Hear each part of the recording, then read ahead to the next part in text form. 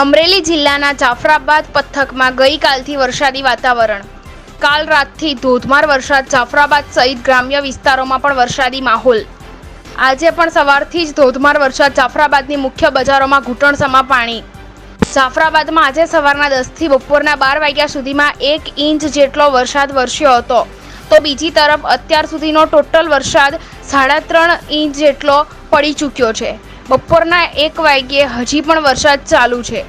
Reporter Kalusha Kanojiya, Jafrabad.